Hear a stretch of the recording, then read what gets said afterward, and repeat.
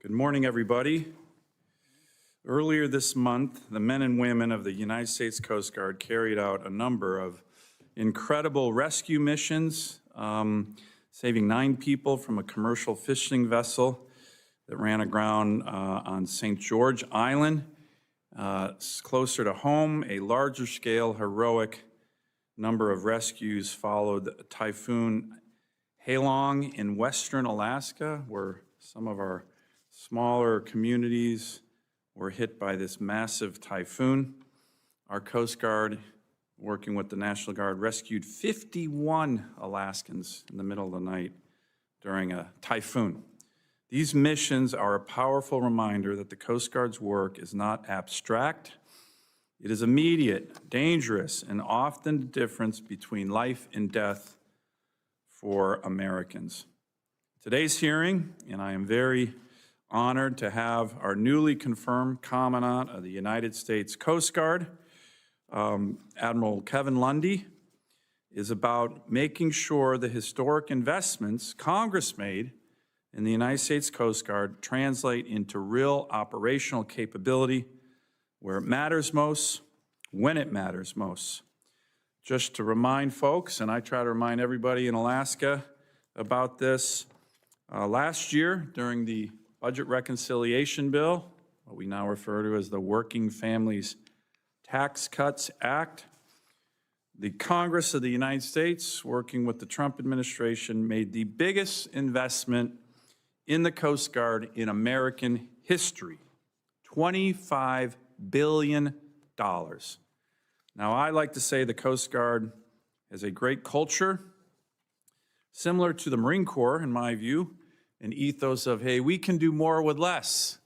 Don't worry, it's okay. We know we have 50-year-old helicopters and cutters and icebreakers, but we can do more with less. Well, it's time, in my view, of the Coast Guard to do more with more. And that's what we're able to do in this budget reconciliation bill. The numbers which the Coast Guard needs are historic in that $25 billion. 16 new icebreakers. By the way, we have 2, one is broken, and the Russians have 54. It's time to close that icebreaker gap. Almost $4.5 billion to repair, replace shoreside facilities and aging infrastructure. 22 new Coast Guard cutters, including OPCs and FRCs. 40 new helicopters, mostly H-60s. 6 new C-130J aircraft. This is, as I mentioned, the biggest investment in Coast Guard history. And I think everybody, including members who didn't vote for the bill, thought that it was time to do that for the Coast Guard. So, well, I mean, I think had it been just that bill, you guys probably would have voted for it. It's a great bipartisan achievement, and we are very, very excited about it. The Coast Guard is being asked to do more across every theater. Counter-drug missions in the Caribbean and Eastern Pacific, complex law enforcement actions against sanctioned dark fleet tankers, sustained operations in the Indo-Pacific and the Middle East, search and rescue, combating illegal, unreported, unregulated fishing, what we call IUU fishing. At the same time, it must manage operational risk while transitioning from platforms that, as I mentioned, are decades beyond their intended service lives. Nowhere is the need for this investment clearer and more prominent than in the Arctic. Just months ago, I was with Admiral Lunday. For the first time ever, we commissioned and started to home port an American icebreaker where the ice is, in Alaska. The U.S. Coast Guard, the Storis, designated to be home ported in Juneau, Alaska, represents a generational investment in the Coast Guard in our national security. It also marks a long overdue shift in how the United States approaches the Arctic, not as a distant afterthought, but as a core strategic domain. I'd like to show a slide here. As the only Arctic state, we focus on what's going on in the Arctic a lot. And there is a lot going on in the Arctic. Our adversaries, particularly Russia and China, are all over the place in America's Arctic. In our EEZ, in our ADIZ, you flip that slide over, this gives you the number of incursions from Russian strategic bombers and Chinese Navy assets, and very alarmingly, the green is joint Russian-Chinese operations in America's Arctic. Strategic bomber task forces, joint, and Navy task forces in our EEZ, joint, green. That's joint Russian-Chinese. The Chinese were off the coast of Alaska all summer. There was a really important Wall Street Journal article about this just a couple weeks ago. I'd like to submit it for the record without objection. It's called China's Push to Master the Arctic Ocean Opens an Alarming Shortcut to the U.S. They weren't doing research, they were spying on us, and everybody knows it. So the Arctic is another key place where the Coast Guard, with its new significant investment dollars, is going to be making much more important investments to protect the northern domain of America. I'd like to, again, commend Admiral Lunday for his great work on this issue as well. But it's just one area that the Coast Guard's global demands have to be met. So what we want to do in this hearing is not just focus on the Arctic. I'll do that significantly, but I'm sure my colleagues want to have a better sense of the Coast Guard's force posture, laydown, global deployments, workforce decisions, and importantly, how the Coast Guard sees its ability to rapidly deploy the investments that the Congress and the Trump administration made this past summer. Again, the most significant investments in Coast Guard history. It's about time. We are very fortunate to have with us Admiral Kevin Lunday, the Commandant of the Coast Guard, who was confirmed at the end of last year at a pivotal moment for the service. Admiral, we appreciate your leadership, your willingness to discuss candidly how the Coast Guard is managing operational risks, global deployments, acquisition execution, as these historic investments begin to come online. So I would now like to offer the statements from my ranking member, Senator Blunt Rochester, at this important hearing. Thank you so much, Mr. Chairman. To you, Admiral Lunday, welcome back. To your team as well, and thank you for being here for today's hearing. I want to first congratulate you in person and just say also thank you so much for your responsiveness as this year has gone by. Whenever I text you, whenever I called, you responded so promptly, and I want to thank you and your team for your responsiveness. I also want to say how just proud we are of the Coast Guard in this country.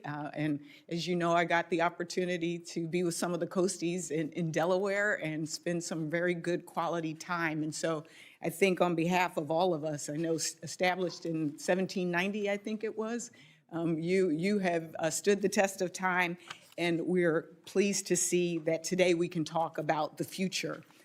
Your leadership is especially important as we enter into a new era of modernizing the Coast Guard. The Coast Guard recently received the historic $25 billion investment. And so while you're poised to revolutionize your ability to counter emerging global threats and protect mariners, fishermen, and marine environments, this is a moment that is going to really present clear opportunities for you to show your leadership. And so today, we will talk about that blueprint, Force Design 2028, and the investments that were made.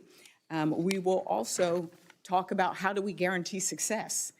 The question before us is whether the Coast Guard can convert all of that funding into something that is sustainable, long-term improvements that will correctly anticipate the growing maritime threats from global actors, as our chairman has shared, and from competitors as well, and keep us safe at the same time.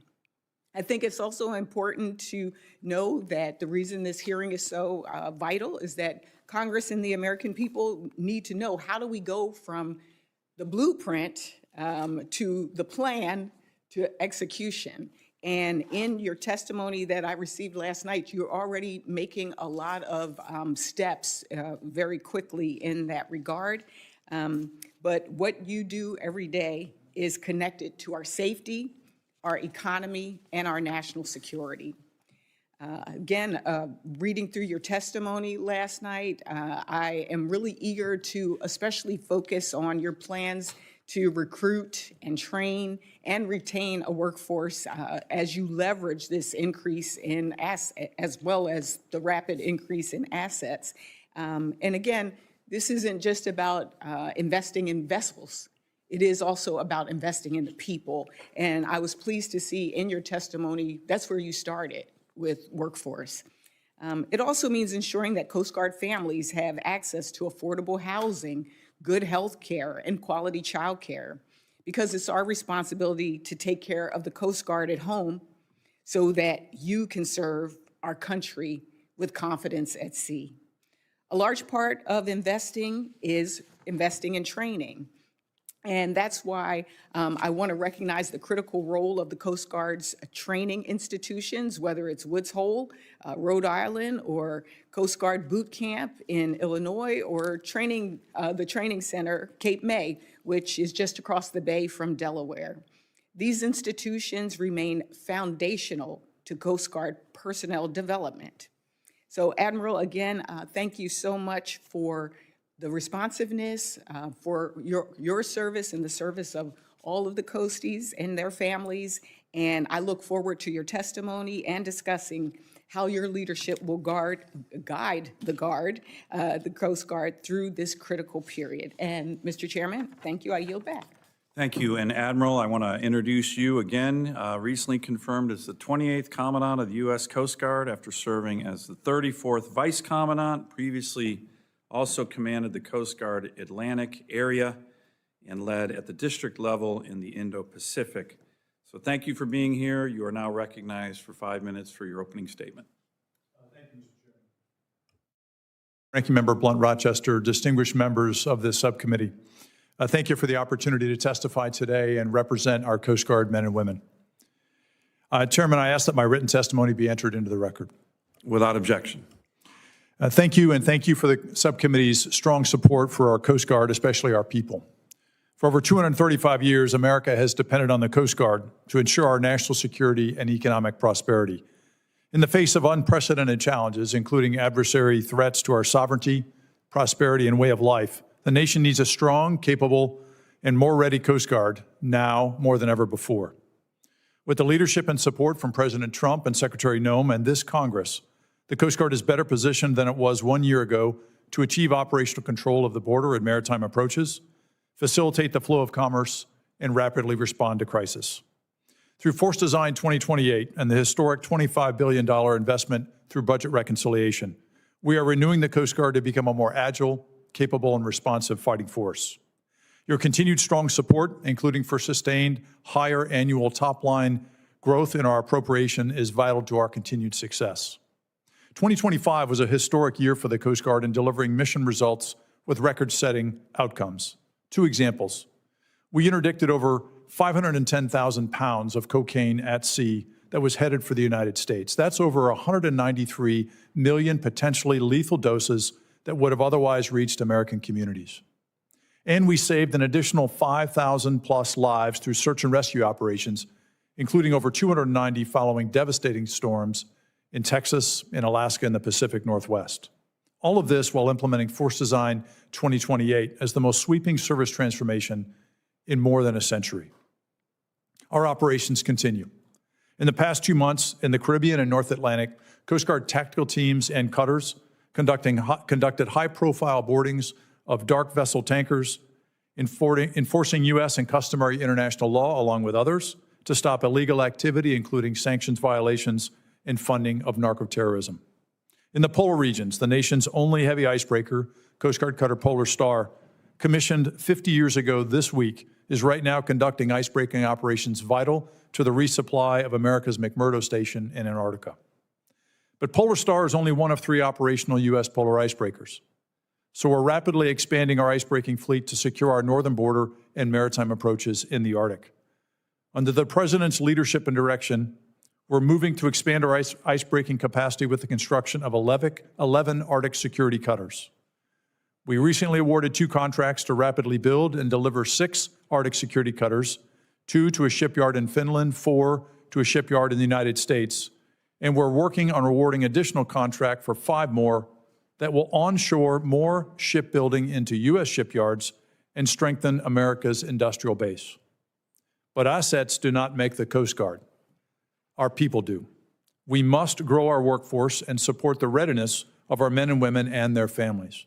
We must increase annual operating funds to provide our people and the families the housing, childcare, medical care, training, and the support services they need to be able to serve and serve successfully.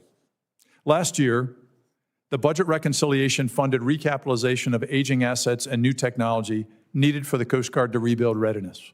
We've already obligated $7.8 billion and will obligate over $20 billion, 75% of the full amount, by the end of this year to deliver new cutters, boats, aircraft, shore infrastructure, and technology. But this is a down payment. We need significant, sustained, higher annual top-line growth, especially in our operating funds, starting with the 26 appropriation. Any lapse in appropriation disrupts our ability to conduct operations, rebuild readiness, and deliver value to the American people. Any shutdown means that many of our people will go without pay, even while they have to continue working, which is an unwarranted financial hardship.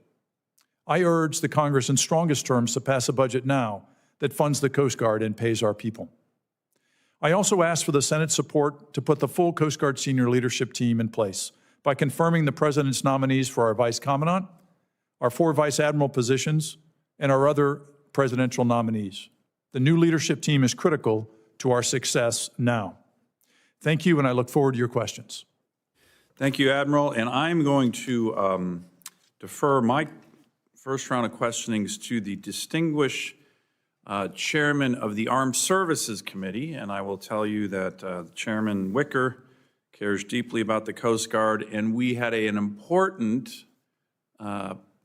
victory in December where we attached the Coast Guard Authorization Act that we worked on hard here in this committee to the National Defense Authorization Act, which is something I've been advocating for years. It makes sense to bring all of our military services together in their reauthorization acts in one bill and one vote, and that's what we achieved at the end of last year, and we did it in large part because of the chairman of the Armed Services Committee.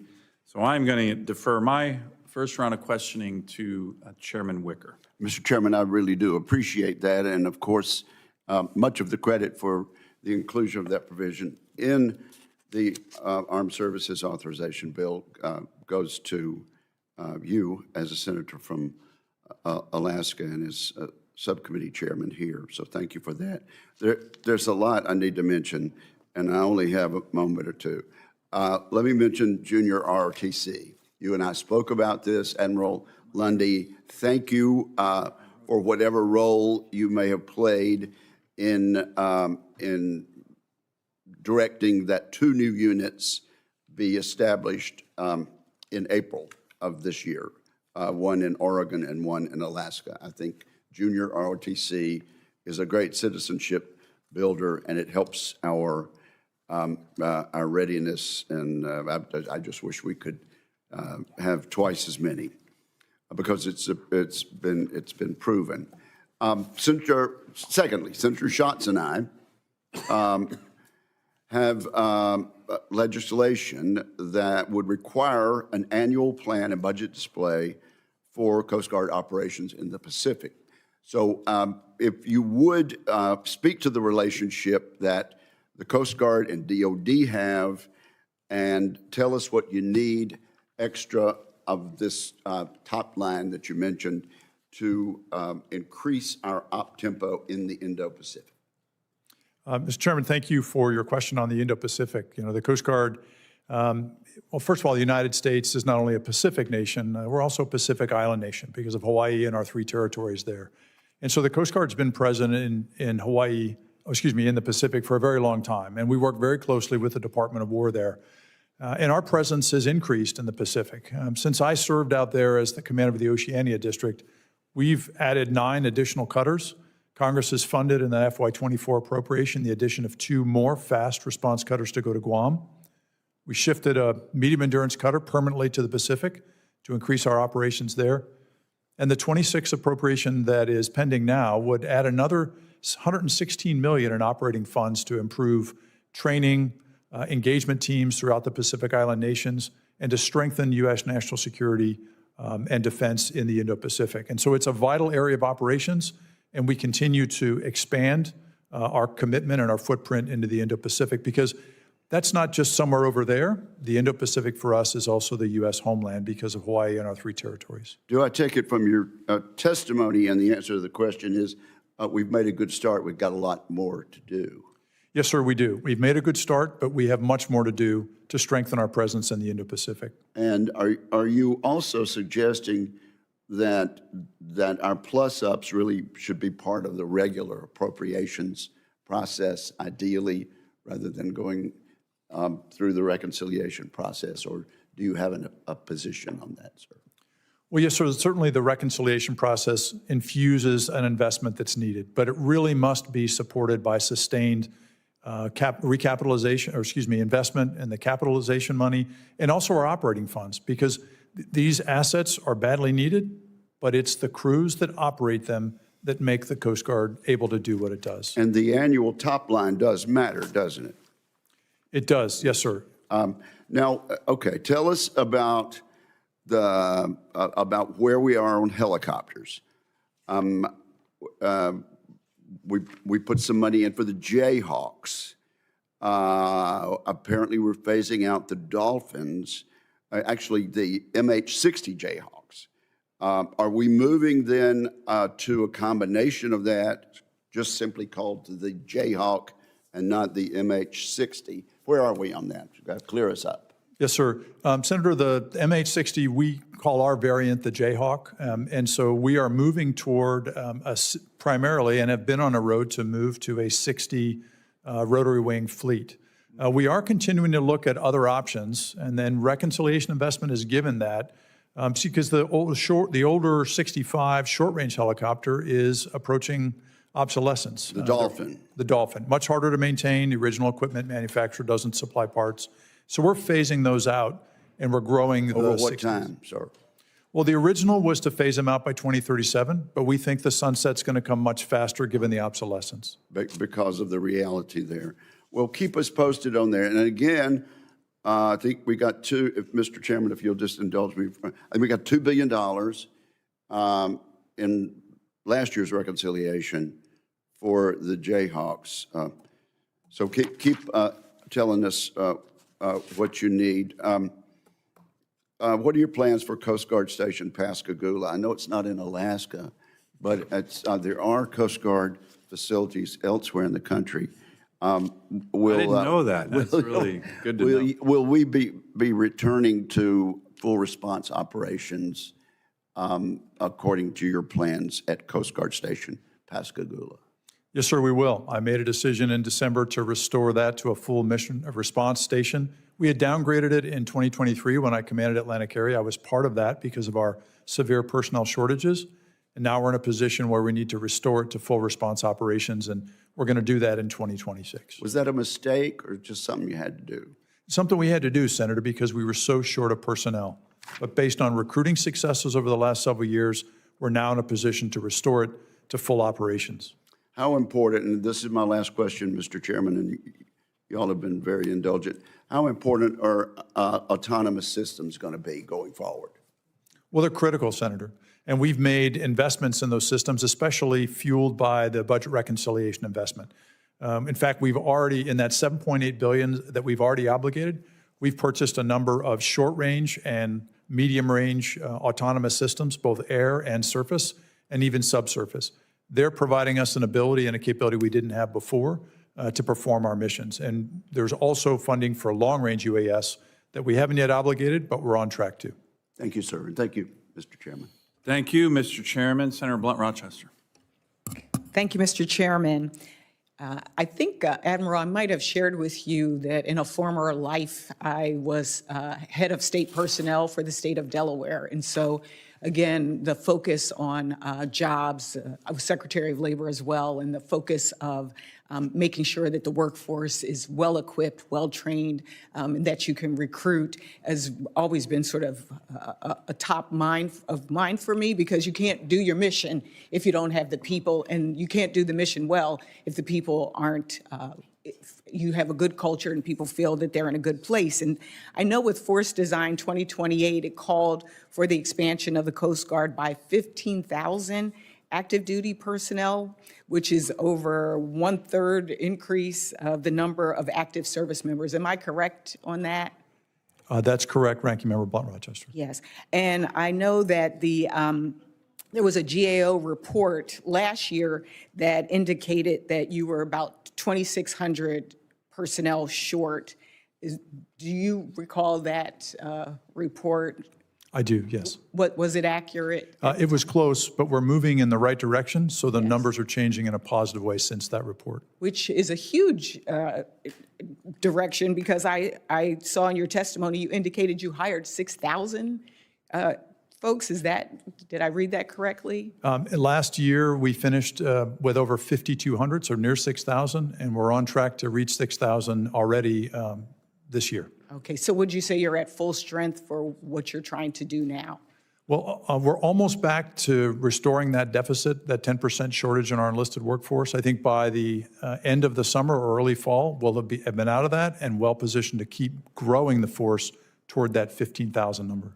Can you talk a little bit about what you did to be so successful in that recruitment? Were there specific things that you did differently? Were there things that you said, we're not going to do that anymore? Can you talk a little bit about how you have been able to so far make this kind of progress in a year? Thank you for the question, because it really highlights the importance of our recruiting effort. And I think we're going to need the level of effort that we've put into recruiting going forward. We're never going to go back to a situation where we can just expect people know and want to join the Coast Guard. We've got to tell our story better. And so we invested in the people and the talent and the expertise and technology to be able to recruit, to reach all parts of the United States, attract the best young men and women who have a propensity to serve and want to serve their country, and then recruit them into the country. And that's involved opening more recruiting offices, including in places we didn't have them or haven't had them for a long time, like the Midwest. And then using technology to be able to reach young people where they operate, where they live, where they consume information, rather than the traditional methods that I was used to recruit me a long time ago. And when I saw the number 15,000, that's significant. And I was thinking, how do you think you'll be able to sustain that pace of you hired nearly 6,000? Do you think you will be able to sustain that pace? And what do you think it will take to do that? Well, it's really important, Ranking Member, because it's not only on the recruiting side. We need to have that training capacity in our system. First at Training Center Cape May, where there's a significant investment to improve and expand our capability there, but also in our follow-on training for our force. And so that's one of the key parts, is expanding that training capacity and the ability to develop our people. That becomes critical. But it's driven by an increase in our operating funding. Just to give one quick example, the 11 Arctic security cutters that we're building at the President's direction, that will require 1,300 new Coast Guard people that don't exist today to be able to operate those. Wow. And so therefore, again, the investment in training is so important, because that doesn't exist today. Can you also talk about, I know there are plans to build over a dozen new vessels with this funding that you received. How long does it take to build a ship like a polar ice cutter? Well, Ranking Member, what we've done is taken a new approach that is enabling us to move at speed and scale in a way we haven't before. First, the budget reconciliation gave relief from Chapter 11 and Title 14 for the pre-acquisition activities. Originally thought it was a way to reduce risk, it actually slowed us down by bogging us down with a lot of work that had happened before we could move ahead with an acquisition. We've also gotten rid of these long hundreds of pages of boutique requirements, and we've leaned more on the commercial industry with more basic requirements so they can move faster with the funding in hand. And so we are going to be delivering these assets much faster than we have in the past. I guess one question, and I know I am now over my time, and I don't know if we're going to have a second round. Yeah. Okay, well then I will yield here and come back for a second round. Thank you, Mr. Chairman. Admiral, let me, I just want you to reemphasize kind of what's at stake in the next couple days. If there's a government shutdown, another one, which we don't need, it would be unnecessary. By the way, you know, I know some of my colleagues on the other side of the aisle are talking about doing it because they don't want to fund ICE. ICE is going to be funded no matter what. They were funded in the budget reconciliation bill. So shutting down the government is not going to starve them of funds, but it will starve our Coast Guard of funds. And the men and women of the Coast Guard and FEMA and others, can you again just really emphasize that? I think on previous government shutdowns, the Coast Guard has really, in some ways, borne the brunt of some of these shutdowns. It's not right, and I really would like you to kind of emphasize that a little bit more, just on what would happen. It would just be completely unnecessary. We don't need to do this again. Thank you, Mr. Chairman. This is critically important. The first thing is our people, when there's a lapse, they worry about whether they're going to get paid and when they're going to get paid. Sure. And it brings financial hardship. It brings worry and concern for them and for their family members. And when they're trying to be focused on being ready and serving their country, both our military and our civilian personnel, then that's a key factor to our ability to get the mission done safely. Yeah. It also, they're not sure they want to keep serving sometimes if they're not sure they're going to get paid on time. And then beyond that, it interrupts our ability to do the growth that we need to do in Force Design 2028 and transform the service. So that keeping an appropriation in place, not having a lapse is critically important. Well, I hope all my colleagues hear that, understand that. It's just, I don't know, it wouldn't be constructive in any way, but particularly the Coast Guard being hurt and the members and the families and the stress, as you mentioned. So let's not go there. I do want to talk about the Arctic. You and I talked about an op-ed that was written by Alice Rogoff, who I know well, just in the Washington Post a couple days ago on the importance of the Arctic. This was similar to one that I wrote in the Wall Street Journal about a year ago called Greenland is Nice, but Alaska is Better. I'd like to submit that for the record. Everything everybody's talking about on Greenland, which is strategic, Alaska has in way more, and we already own Alaska. It's a great state. It's my state. So anyways, but let's talk about the Arctic.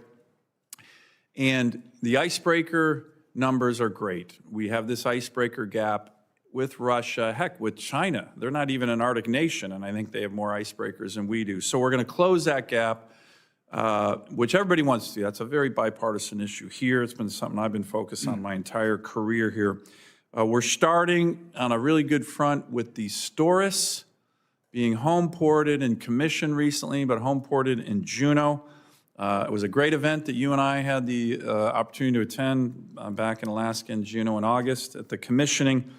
The budget reconciliation bill has $300 million for the shoreside infrastructure to home port the Storis in Juneau. How do you think that's going? And are we on time, on schedule? As you know, in the previous Coast Guard Reauthorization Act, we were able to get the land transferred from NOAA to the Coast Guard to help that. But you think that's going well? And how can we keep pedal to the metal on all these issues? Part of the hearing is that we want to accelerate the great opportunities that exist in the Coast Guard across the country, across the world, and certainly in my state.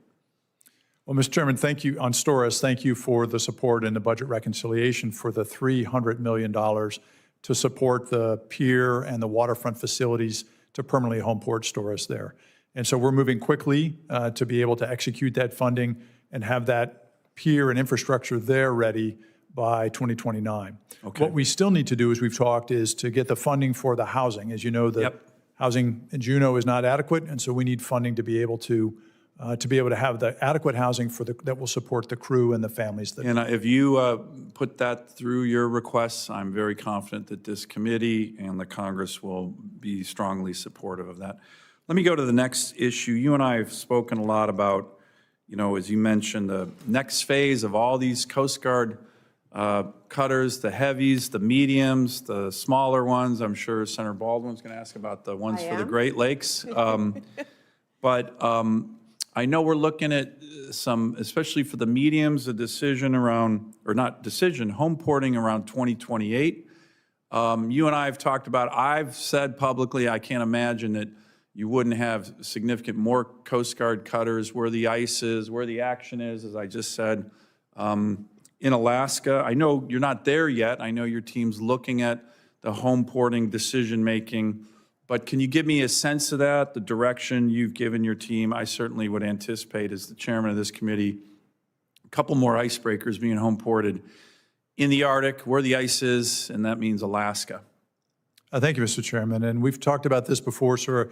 The speed at which we're moving to build the Arctic security cutters means we're going to have to assign the people very soon, and we're going to have to make decisions in consultation with the department and then in communication with Congress on what those home porting decisions will be. And that'll happen in 2026. Okay. Part of the planning guidance I've given to my team as they present options to me, and I discuss them with the Secretary, is to start with an option that includes home porting Arctic security cutters in the state of Alaska. Great. I appreciate that very much. And hopefully we can, when we're talking 2026, I'll keep pressing you guys. I think first quarter, second quarter at the latest, we want to get moving on that. But I appreciate your leadership on that. And with that, Senator Baldwin.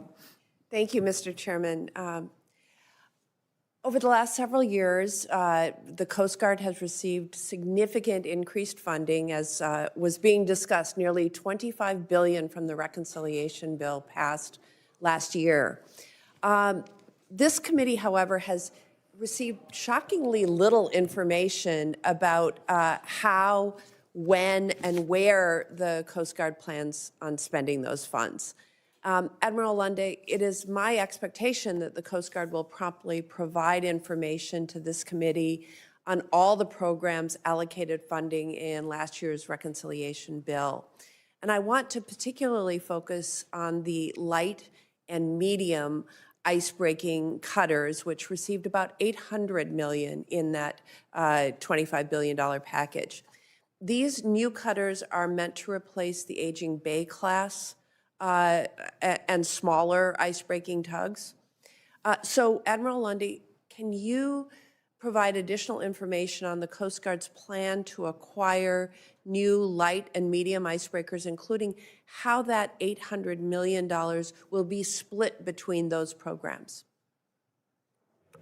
Senator, thank you, because our domestic icebreaking capability in our ports, waterways, and in the Great Lakes is critically important. And the funding and reconciliation to replace those medium and light icebreaking capabilities is critically important. We did a solicitation, asked for information from industry, because we're taking a commercial approach so we can, again, move at speed and scale to deliver these much faster than we otherwise would. And we've gotten that input back on both the light and the medium variants, and we're analyzing that information right now as we develop an acquisition plan to move forward with acquiring the light and the medium icebreaking capability. So we don't have a specific breakdown of which of the numbers of each variant yet, but we're working toward that. As to the plan you asked about, I've directed my staff this morning, and I will be prepared to brief and update members of the committee and also staffs on the current status of our overall reconciliation execution. And so we look forward to providing that briefing to you and to the staff as well. Thank you. I was very disappointed when the President announced that many of the Coast Guard's new icebreakers would be primarily constructed overseas. The United States has a long and very proud tradition of constructing effective icebreakers, including in my state of Wisconsin. So I believe that that money would be better spent at home. So Admiral Lunday, does the Coast Guard intend to build the light and medium icebreakers domestically? Senator, yes, our plan is to build those in domestic U.S. shipyards with American workers. That's music to my ears. As you might be aware, Admiral Lunday, last fall, the Navy cut the contract for the Constellation-class frigates that were being constructed in Wisconsin. Following the cuts to that contract, the Navy suggested the possibility of helping the Coast Guard out with speeding up the procurement of a second Great Lakes heavy icebreaker, which I also hope will be built in Wisconsin. So, Admiral, have you had any discussions with the Navy regarding that possibility, the possible options to speed up procurement of a second heavy icebreaker for the Great Lakes? Senator, thank you for the question. First, acquiring a second Great Lakes icebreaker that is at least as capable as the Mackinac remains one of my top priorities for the Coast Guard. We talk with the Navy regularly on their acquisitions and ours because we are always coordinating about how we use and leverage the U.S. Defense Industrial Base. I haven't spoken with CNO Caudle directly on Fincantieri and the Great Lakes icebreaker specifically, but Fincantieri and other yards in the Great Lakes region are a critical part of the U.S. Defense Industrial Base. And so we look to award contracts to U.S. shipbuilders. We hope that those yards, shipyards that build great American ships, including those in the Great Lakes, will be competing for Coast Guard work. Thank you. And you testified before this committee last fall and agreed that it was important to construct a second heavy icebreaker for the Great Lakes. Unfortunately, my Republican colleagues did not include any funding for the icebreaker in the reconciliation package that we've just discussed, a very hearty $25 billion, including a very significant focus on icebreakers. So do you commit to continuing to seek funding to construct the second heavy icebreaker in future budget requests? Yes, Senator, we do. I thank the committee for the support in the 24 budget for initial $20 million. In our 26 unfunded priorities list, there's a request for an additional $35 million to complete the analyze and select phase. I would say that the relief we got in Chapter 11, Title 14 requirements in reconciliation, if we had the Congress's support to extend that relief to other major acquisitions, like the Great Lakes icebreaker, it would enable us to move much faster to be able to procure and build that icebreaker. Are you ready? Thank you for that information. Okay, Senator Sheehy. Morning, Admiral. How are you? I don't know if we already covered icebreakers. Sorry, I just came in, but have we already talked about icebreakers? I We presume started, Dan has. we're continuing, and we're not done yet. All right. Well, if you already So thoroughly join the party. no, if we've already beat that one to death, then I don't need to hit it more. So, I am curious about back when I was in service, we had a pilot program with the Coast Guard that utilized the SEAL training pipeline, where we had some Coast Guard officers go through SEAL training with the intent of enhancing your ability to do VBSS and interdiction operations. That program was subsequently shut down. And of course, in light of recent events, I think we're seeing that the spirit of that program is very much still in demand. What is the current outlook on the Coast Guard as far as enhancing that? Because visit board search and seizure underway, capture of vessels is probably the most high-risk mission our armed forces do. We've lost many SEALs over the years. FBI agents, actually, a couple that went through SEAL training with me were killed a few years ago doing training of that. So I'm curious what the Coast Guard's current plan is to invest in that capability and enhance it. Because, like I said, I was there present when a decision was made to invest in it, and then that decision was made to divest of that. Senator, thank you for the question. You know, the Coast Guard has been investing and spending time building out our advanced interdiction capability in our maritime security response teams, including generating a second team and capability on the West Coast. The high-profile tanker, dark fleet tanker boardings that you've seen us perform, that the Coast Guard has led, has been led by those maritime security response teams, the direct action sections, some of our highest and most proficient operators. They work regularly with Naval Special Warfare and other members of the SOCOM community. And I've spoken with Admiral Bradley, the SOCOM commander, and also General Braga, Joint Special Operations Command commander, about how we can continue to deepen that cooperation and interoperability going forward. I am familiar with the original program where Coast Guard officers went through BUDS, the Naval Special Warfare Training. And in fact, some of those officers continue to serve with distinction in the Navy, and we remain close to them, and we consider them still part of our family. So we haven't renewed that program, but I will take a look at that program and whether or not that's something we should look at, and I'll talk with Admiral Bradley about it as well. Yeah, and I bring it up only because the very history of special ops in the American military, although it's all in vogue now with global war on terror, the history of SOF is actually one of investment and then very quick divestment when it's not convenient to keep the snake eaters around. And they have long hair and they get in trouble a lot and they usually drink too much. So the services quickly disband them oftentimes after the conflict's over and then are forced to recreate that capability again later when it's needed. And almost every branch has made that mistake. And luckily, you know, after the Eagle Claw mission in Iran, jointly as a military, we recognized, let's institutionalize our special operations capability.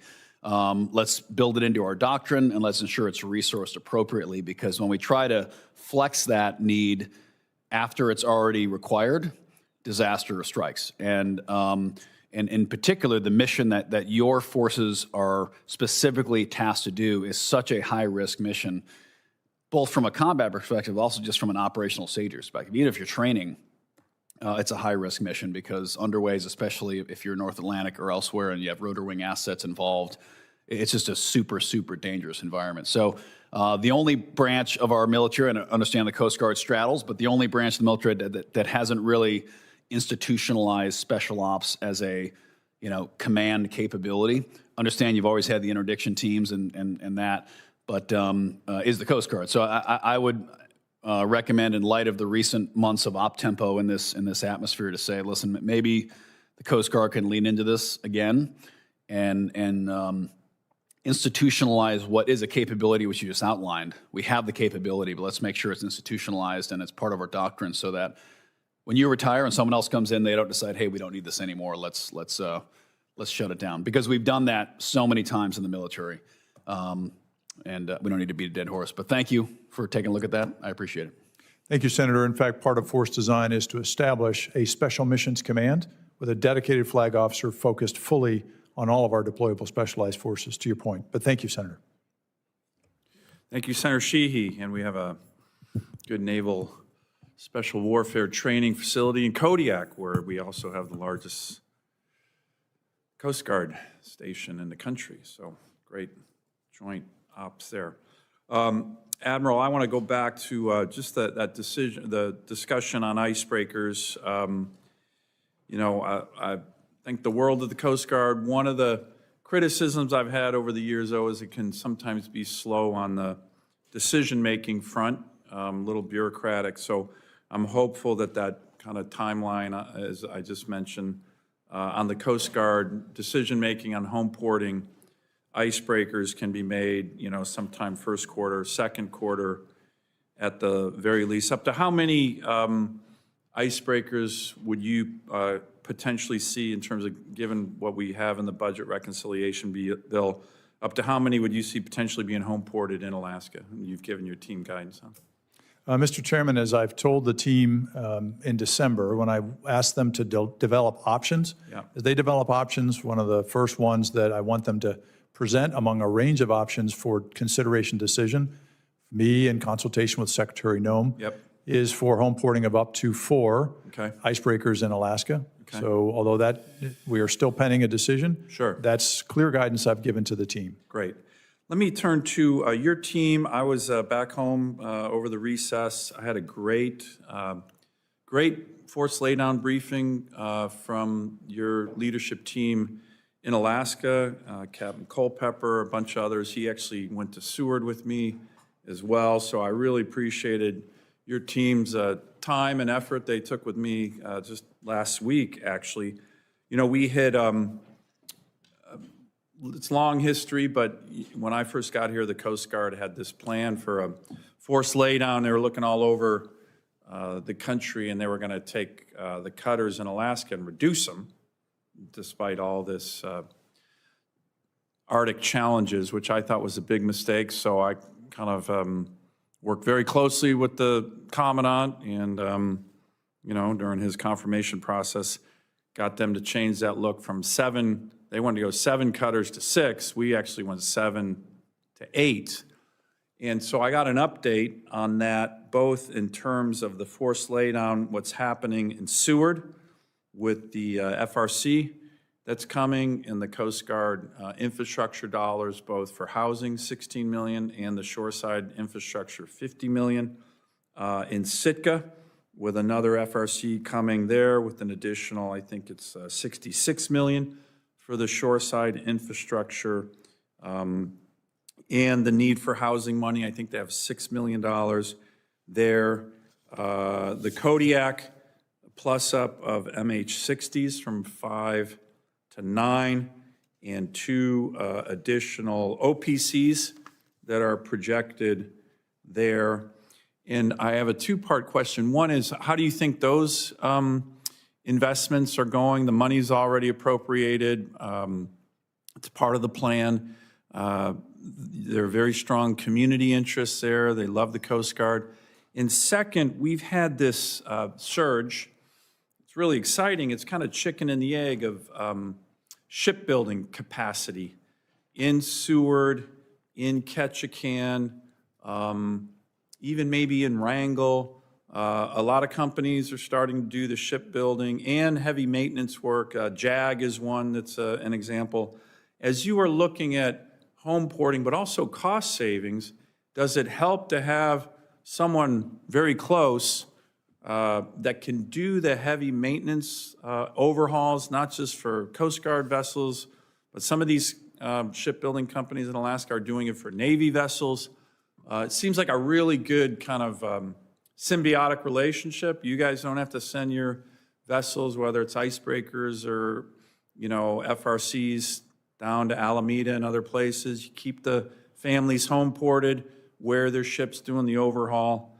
It's exciting because it's driving the private sector as well, but I think it's a cost efficiency for the Coast Guard as you look at home porting these additional assets. Can you speak on the timelines on Sitka and Seward, but also this idea of a stronger relationship with a real budding shipbuilding industry has taken off in Alaska that's quite exciting?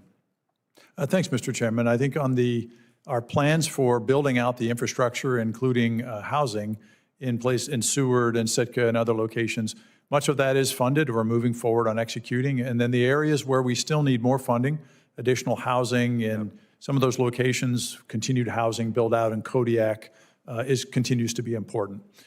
On the ship. By the way, the recent housing in Kodiak that you guys have built is just exquisite. Whoever did that in line with the Coast Guard, that is exactly what our men and women of the Coast Guard deserve. The housing facility there, I'm sure you've seen it in Kodiak, is really, really impressive. So I appreciate that very much. Thank you, Chairman. When we were there in August, we were able to cut the ribbon on the latest development. Beautiful. To your question about the ship repair. So the American maritime dominance and a strong industrial base is not just about shipbuilding, it's about the repair that you mentioned. And so the more capacity in our repair and the closer it is to where cutters are home ported, the more competition and the better cost we're going to be able to get for repairing our ships. And so I'm supportive of anything that increases the availability of repair capacity and capacity that's closer to where our cutters are home ported. Good, and isn't that also good for the crews? Because then they don't have to, they can, they're not leaving their duty station as that ship is being repaired, say, more locally. It is, Mr. Chairman. Great. I see the chairman of the committee is coming, and I don't know if you want to, are you ready to go, Mr. Chairman, or should we turn over to Senator Blunt Rochester? Go ahead. Okay, Senator Blunt Rochester. Get your bearings here. Well, thank you. I'm not sure if this is round 2 or 3, but it feels like a moving fleet. I want to continue my questions, but I also want to start off by acknowledging what the chairman said, that we hope there isn't a shutdown. And I think there have been positive signs even in the past 24 hours with the engagement of the White House, as well as a bipartisan group of senators, which I think is important for the country to see. And so let's start there. Secondly, I would be remiss if I let the opportunity to go by without acknowledging Sector Delaware Bay, as well as our folks at station in Indian River in Delaware. Again, just doing exemplary work and represented very well, represented the organization as well as the country. To follow up on my questions, I know we were talking about the amount of folks you have to hire, the ability that you were able to recruit so many. Did I understand there's still a deficit, though, at this point, of what you'd like to see in terms of a complete force? There is, Ranking Member. The clear direction Force Design is not only to restore our, come out of the deficit in our enlisted workforce, but to grow our military workforce by 15,000. And we're going to need that workforce to operate the assets, the growth in assets that Congress has funded. The American people have funded the Coast Guard to do more operations and deliver more value to the American people. Right. And I know we talked about the buildup and how long all of that takes as well. When the tankers were seized off the coast of Venezuela, did you have to move your folks from whether it was, search and rescue or other core functions, or was it what you expected? Ranking Member, not from search and rescue mission. So the teams, the specialized elite teams, perform this type of mission in other areas, or they're on ready status to be able to perform. And so this is within their normal mission profile, just more visible than it's been in the past. But we've used Marine inspectors and our cyber protection teams as well. And then we've used cutters that would maybe otherwise be doing our maritime drug law enforcement mission. We've reallocated them to this mission temporarily while we do some of the tanker operations. Right. I also will follow up with you as the member who I've worked on supply chains a lot, both here in the Senate, but also in the House, and also on cyber. And so I'd love to follow up with you afterwards on just the threats that we see in that space, or if you want to, I've got 2 minutes now, if you want to talk a little bit about cyber threats as well. Thank you, Ranking Member, because cyber domain is an operational domain for the Coast Guard, and it's of critical importance, not only in the day-to-day work, but in protecting the supply chains that the United States and our economy and our national security depend on in cyberspace. And so the Coast Guard has a cyber command that we use to operate to protect not only our own networks, but maritime critical infrastructure, our ports and waterways, and the facilities in cyberspace. And we've also benefited as a regulatory agency from increased authority, that we've put out a new regulation that governs U.S. port facilities and vessels and offshore facilities, ensuring that they meet required cybersecurity standards. Right. Thank you also for mentioning the port. We have the Port of Wilmington in Delaware. I think, again, these kinds of hearings are vital in terms of our role of oversight, and as well as just making sure that the resources are going where they need to go. Again, congratulations on being able to quickly recruit so many individuals. I think your testimony said it was the largest since 1991. And I think considering what you're facing, we're going to need all of those resources. Thank you, Ranking Member. Thank you, and I will yield back. Thank you. Next, we have our chairman of the full committee, and I'm honored that Senator Cruz is here. He and I really tag team the effort in the budget reconciliation bill on making this historic, largest investment in Coast Guard history. So I want to thank the chairman for his great leadership on this. This is something that he and I, as the full chairman and as the chairman of this subcommittee, have a lot of pride in, because I think it was one of the more underreported elements of the budget reconciliation bill, but so important to our country, and historic investments in the Coast Guard. So with that, Mr. Chairman, the floor is yours. Thank you, Mr. Chairman. I fully agree with those sentiments. Admiral, welcome. Good to see you. Patrol Forces Southwest Asia's 6 fast response cutters in Bahrain are doing difficult work in the Persian Gulf and the Arabian Sea, escorting commercial traffic, countering piracy, and interdicting smuggling networks that use small vessels and dhows to move drugs, weapons, and other contraband. As you know, seizures of these vessels at sea can be extremely dangerous. In 2024, 2 Navy SEALs tragically drowned during a nighttime seizure in this area when trying to board a dhow moving Iranian weapons to Yemen. To my colleagues who think our Coast Guard and Navy should be boarding every Venezuelan drug runner, that's a risk you take, as our friend Senator Sheehy has pointed out. Congress just directed you to develop a policy to disincentivize maritime drug trafficking, including seizing or otherwise disposing of trafficking vessels. Right now, these sea pirates are just turned on their way with no consequence. What specific changes do you intend to make in the next year to turn these interdictions into real deterrents, resulting in fewer repeat offenders and fewer dhows going back to sea to move drugs and guns? Mr. Chairman, thank you for your question and your attention on this issue. We're very proud of our crews and Patrol Forces Southwest Asia that do this dangerous but very important work under the command of U.S. Central Command. And so I've communicated when I commanded Atlantic area with the Central Command commander and the commander of Fifth Fleet out there, and I've asked Admiral Moore to do the same.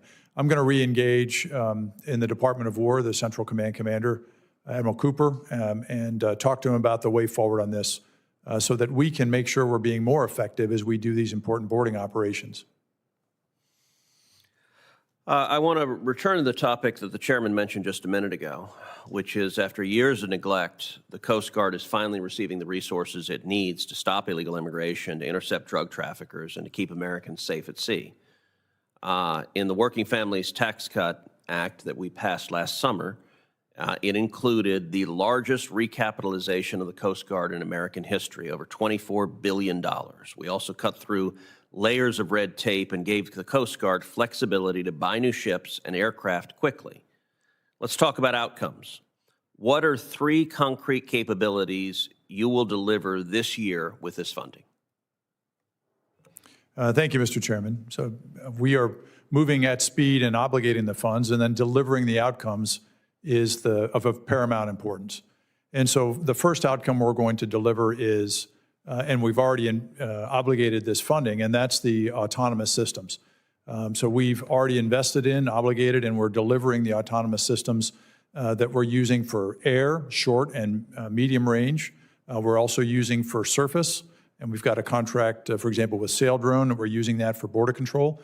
And then we're using it for underwater remotely operated vehicle operations as well. We're using those right now off the Polar Star in Antarctica. So that's one example of a suite of capabilities that we're bringing to bear in terms of delivering outcomes.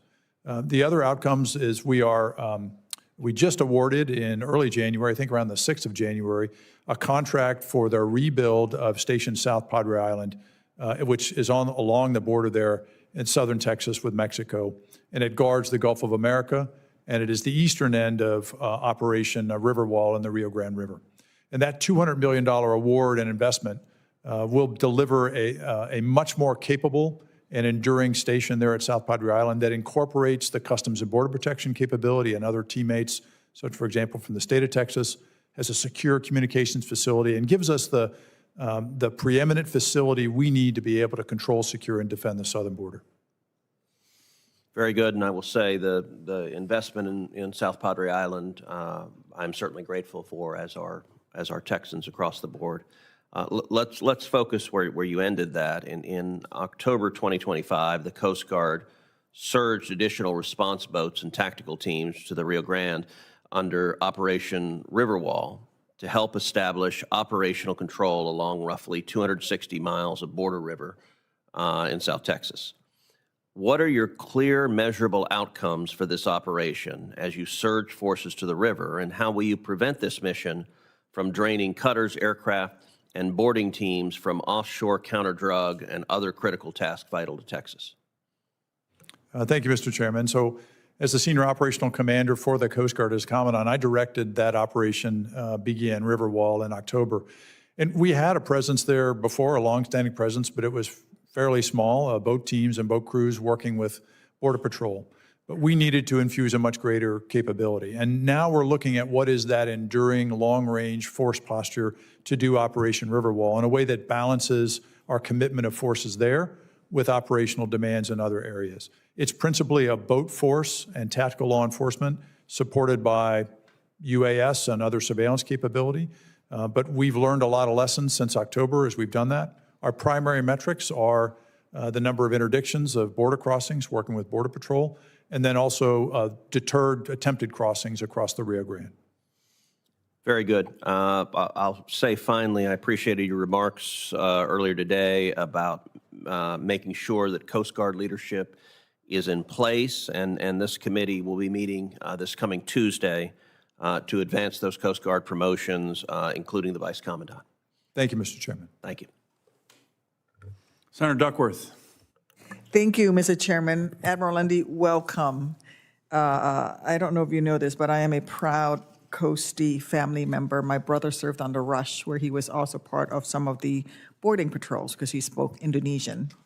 I've been troubled, Admiral, that under the Trump administration, the DoD continues to aggressively encroach on one of the Coast Guard's core missions, maritime law enforcement.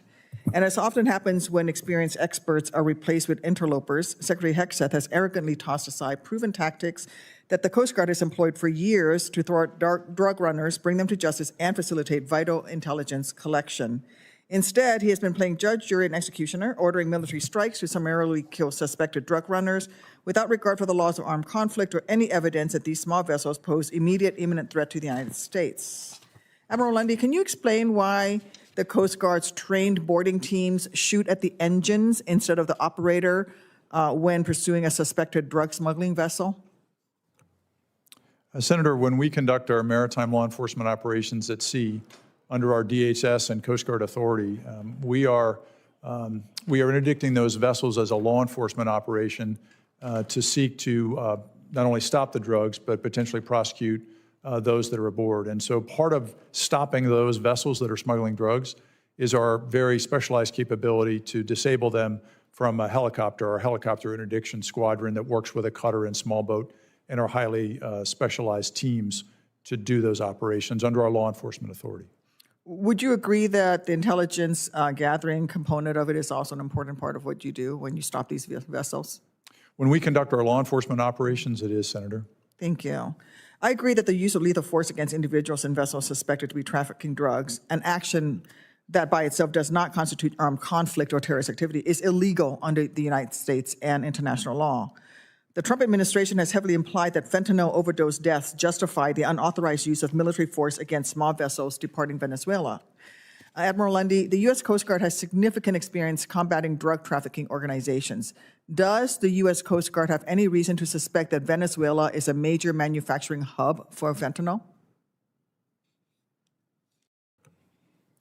Senator, our principal interdictions that involve Venezuela or Venezuelan gangs, and we've seen that principally in the Caribbean, that's principally we see the movement of cocaine at sea, but our criminal investigations that have been conducted in accordance with, along with Department of Justice, show strong ties between some of these groups that move the cocaine and other groups that are producing fentanyl. So we see the interdiction of cocaine, that's a cash crop for many of these cartels that funds their ability to produce and move fentanyl.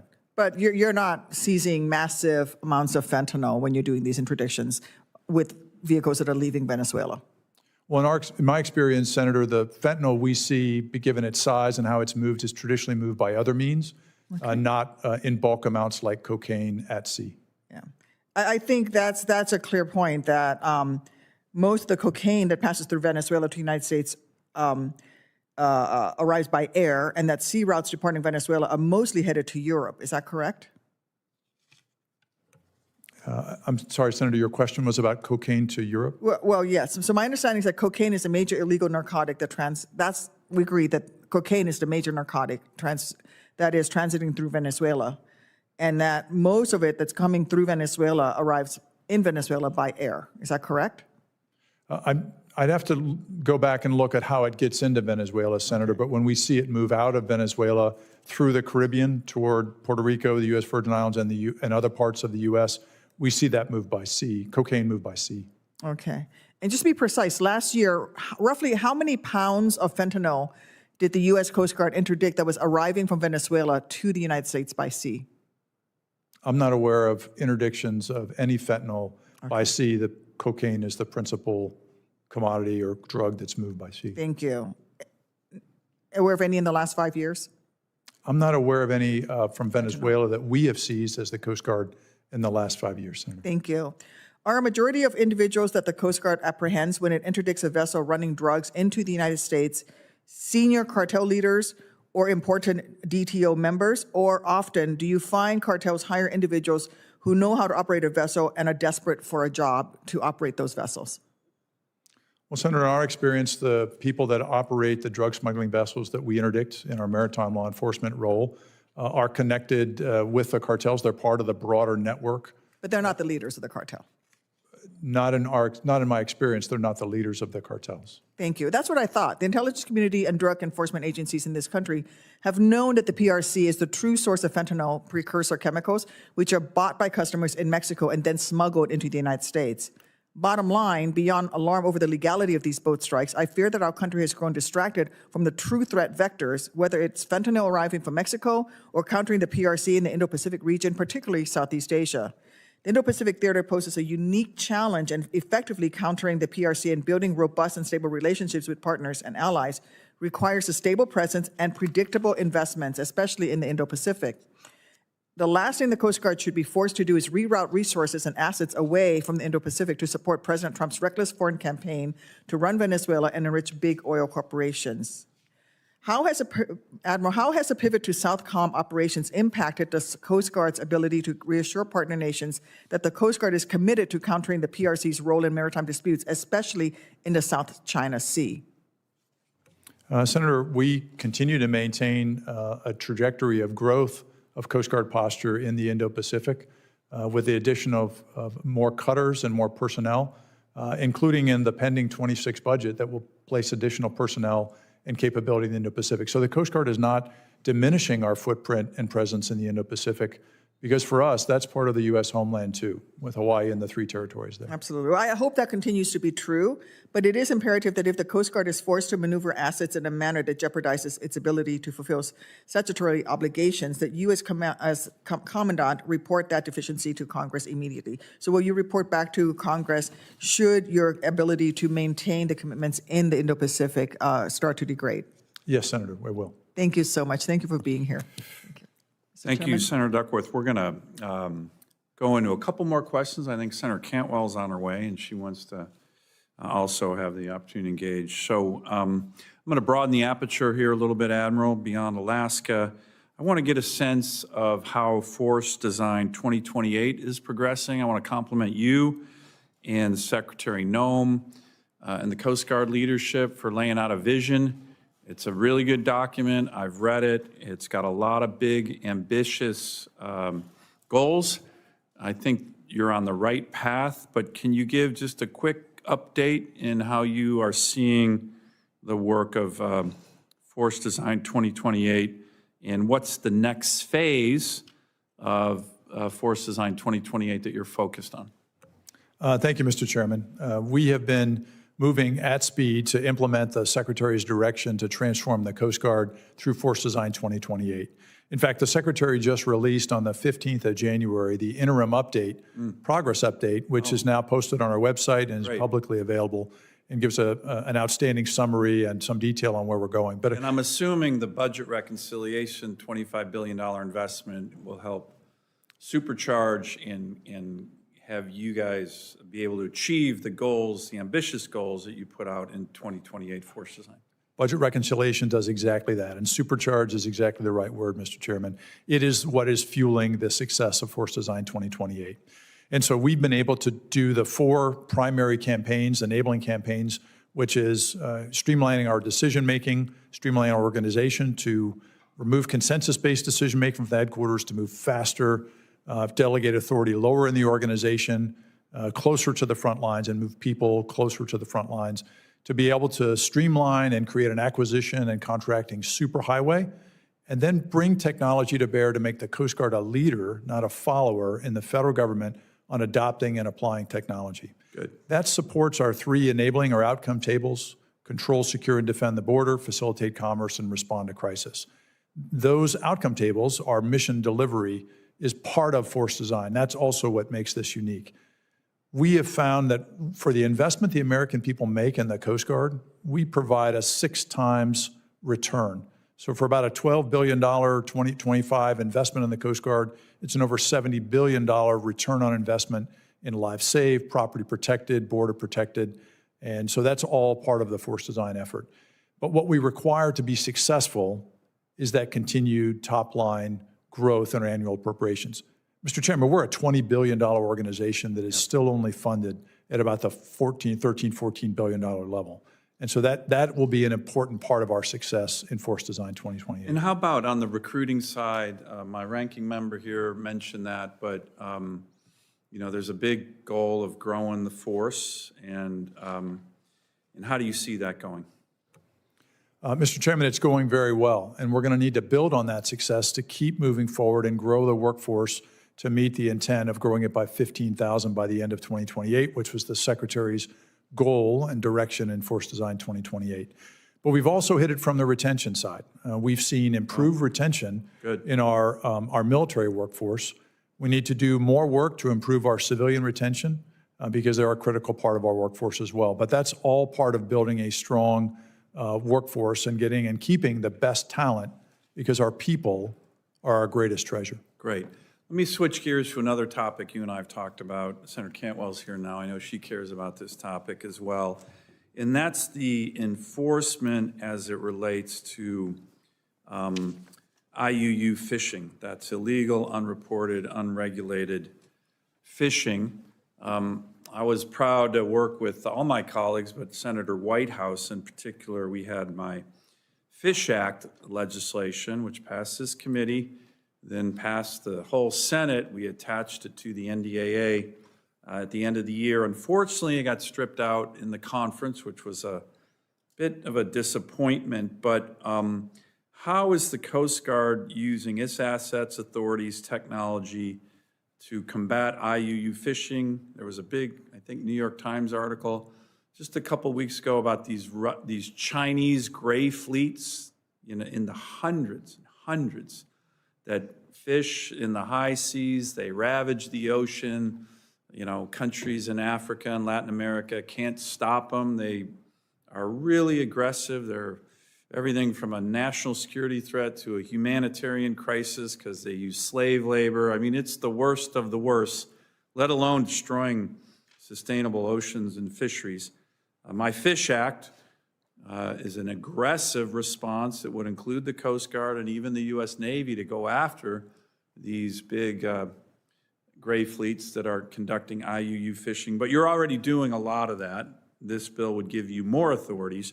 But can you talk about some of the good work the Coast Guard's doing that, and what a threat this is, not just to sustainable fisheries and human rights, but it's a national security threat. The AFRICOM commander, 2 years in a row when I was at the Munich Security Conference, talked about IUU fishing as one of the top threats to AFRICOM and countries in Africa because of the Chinese just taking over the, fishing capabilities of small African countries and kind of treating them in a way that China does with most small countries like bullies. So how are you doing on that? What more authority do you need from us to combat IUU fishing, especially against the Chinese and Russians? Thank you for the question, Mr. Chairman, because countering IUU fishing is a top priority mission for the Coast Guard. It is about national security. Yeah. First, it's about controlling and securing our border and maritime approaches through our exclusive economic zone to protect our sovereign fisheries in those areas. But even beyond that, in the international space, reinforcing the international frameworks that prevent IUU fishing, because those impact our ability and our partner nations' ability to protect their own fish stocks and livelihood and this key protein source. So it is about national security. It's important for us in terms of authority and capability in 2 ways going forward. We need more ability to have maritime domain awareness, actually maritime domain dominance, so we can see what these IUU fishing fleets, these distant water fleets are up to, what they're doing. We can share that information with partners so we can be better at enforcement. And then we also need the at-sea cutter and air capability and other technology to be able to be effective in patrolling, deterring, and then enforcing not only U.S. law, but the international frameworks that prevent IUU fishing. Good, that's great.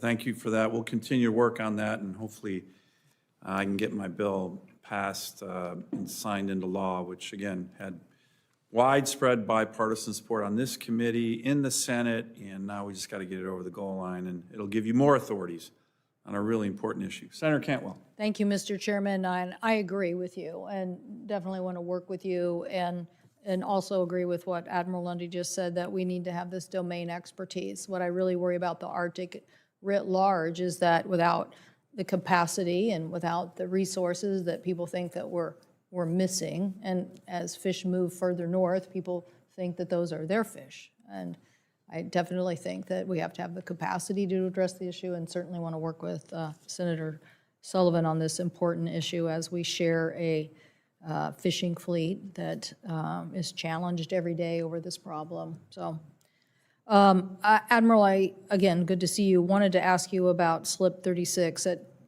Seattle. You guys have updated the aging facility plan and the workforce there. The reconciliation bill, I think, had some resources.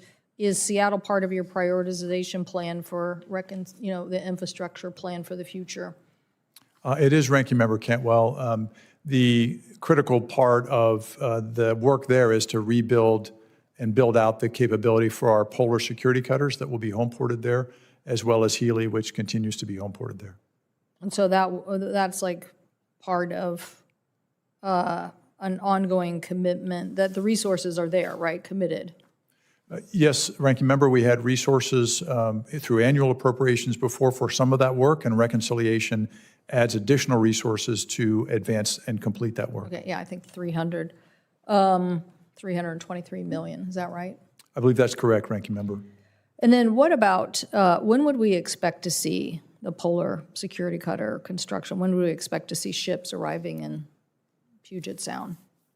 The first polar security cutter, number 1, being built in Mississippi, is currently on track for completion and delivery to the Coast Guard in 2030. And so I can get it back to you with a specific projected date on when it will arrive at its home port, but it'll be delivered to the Coast Guard right now on track in 2030. Okay, thank you. Appreciate that.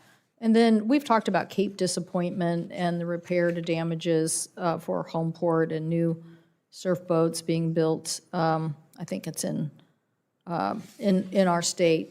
What we want you to come and visit, and sorry, I'm missing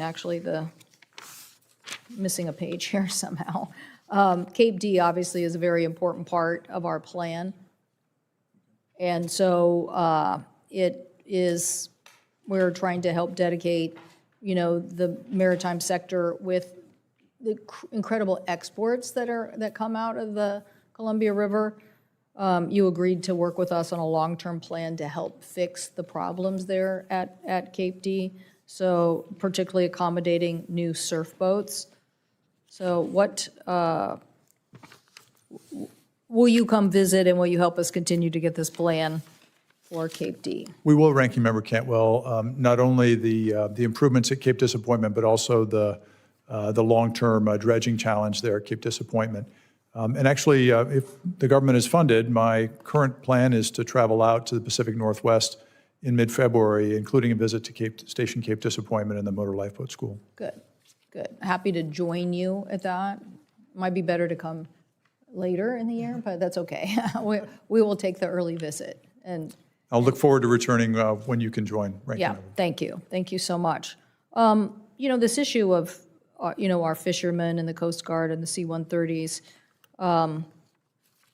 earlier this month when a vessel ran aground, it was a C-130 that was first on the scene. We understand the C-130s, including at times one from Kodiak that our fishermen rely on, have been routinely transporting migrants to detention centers.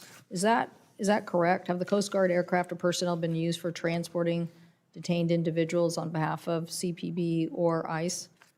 Yes, Ranking Member, the Coast Guard has a unique capability within the Department of Heavy Lift that enables us to move people and equipment. Mostly that's our C-27 medium-range aircraft, although we have used C-130s in some cases to do that support to ICE or CBP at their request. So how is that helping us meet our other mission of dealing with our fishermen that desperately need it in these treacherous waters?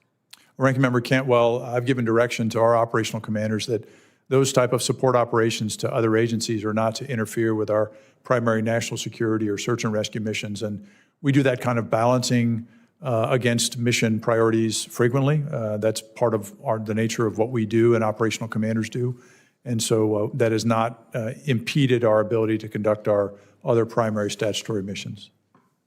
Well, I see my time has expired, but I'm going to ask some follow-up questions to that and also on the Jones Act. But thank you, Mr. Chairman, appreciate it. Thank you, Senator Cantwell, and Admiral, you've done a great job here, very full hour-and-a-half hearing, a lot of good questions. I'm going to end with one final question, and I'm sure Senator Cantwell will be interested in it as well. You know, Alaska's waters are some of the harshest in the world, yet only 19% of our coastline is currently covered by the Coast Guard's Rescue 21 system. The marine exchange of Alaska has proven critical in closing these coverage gaps, extending VHF, DSC, and AIS capabilities to areas Rescue 21 cannot reach, and has already saved lives during incidences of vessels that are in distress and the Wrangell landslide that we had. So the question is, the budget reconciliation bill with the historic investment in the Coast Guard has $170 million dedicated to maritime domain awareness.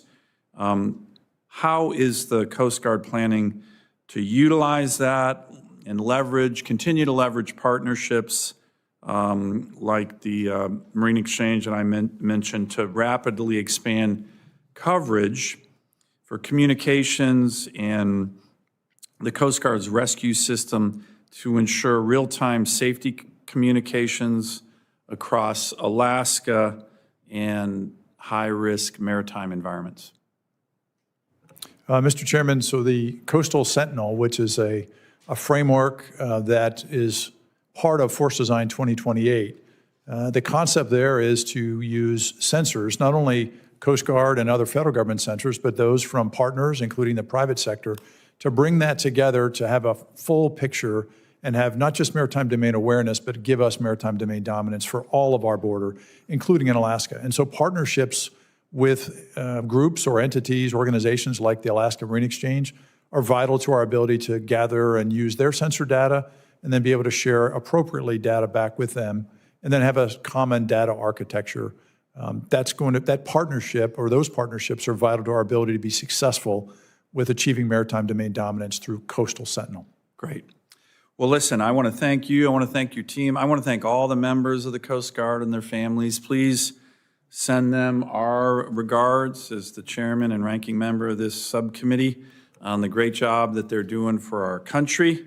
And hopefully we're going to get through this budget funding event in the next 24 hours and fund the Coast Guard. I can't think anything more damaging to have a shutdown that would hurt our Coast Guard members and their families. I also want to have the ranking member Cantwell's requests for her statement to be included for the record to happen without objection. And Admiral, thank you for your important testimony today. You did an outstanding job.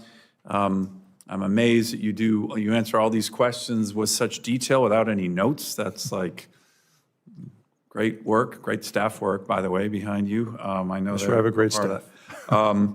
Senators will have until the close of business on Thursday, February 5th, to submit questions for the record for this hearing. And we respectfully ask you, Admiral, to try to respond to those QFRs by Thursday, February 19th. And with that, this concludes today's hearing. Thank you again. The committee stands adjourned. Okay.